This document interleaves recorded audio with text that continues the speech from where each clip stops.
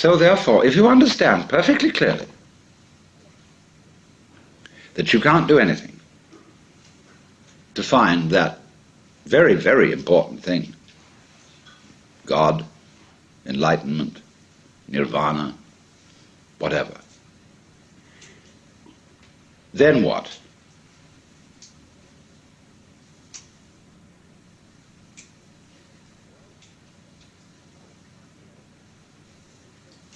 Well, I find, it's so stupid, because even if I tell myself, well, there's nothing I can do about it, why did I say that?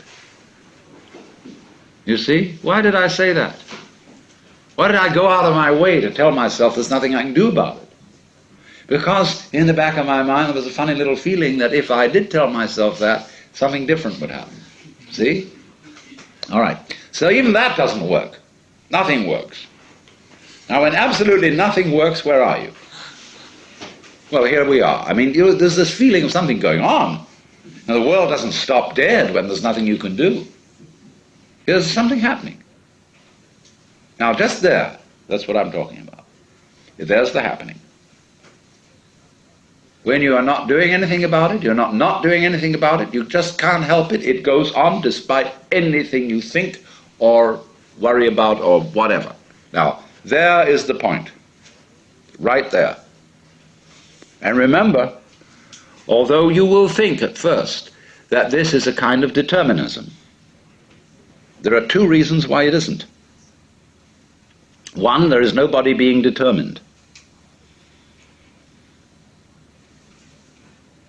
Now, other people think of determinism as the direction of what happens by the past, the causation of what happens by the past. Now, if you will use your senses, you will see that that is a hallucination. The present does not come from the past. If you listen, and only listen, close your eyes, where do the sounds come from according to your ears?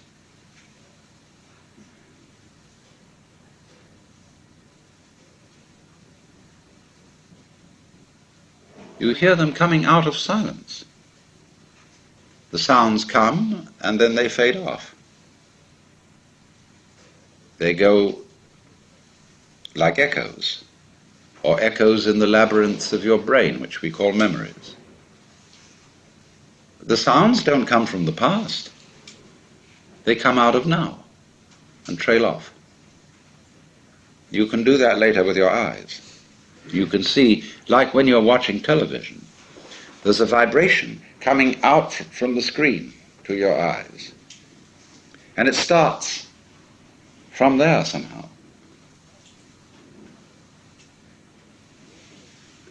Because we see the hands and then they move, we think that the movement is caused by the hands, and that the hands were there before and so can move later. We don't see that our memory of the hands is an echo of their always being now. They never were, they never will be, they're always now. So is the motion. And that is recollected is the trailing off echo like the wake of a ship. And so just as the wake doesn't move the ship, the past does not move the present, unless you insist that it does. And if you say, well, naturally I'm always moved by the past, that's an alibi. And it completely fails to explain how you ever learn anything new. That's why all the psychologists, who are mostly behaviorists, are completely bogged down in trying to find a theory of learning. Because according to the theory of learning that we have, everything that new that you assimilate is really only learned when translated into terms of what you already know. So in that sense, learning becomes like a library which increases only by the addition of books about books already in it. A lot of libraries are indeed like that. So that's what we call scholasticism. So then, you become aware that this happening isn't happening to you because you are the happening. The only you there is what's going on. Yeah, feel it. And disregard these stupid distinctions that you've been taught. I mean, stupid relatively speaking. And feel it genuinely. When you feel it genuinely, you get down to rock bottom, all that isn't there.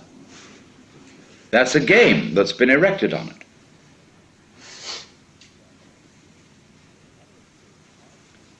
And it isn't determined.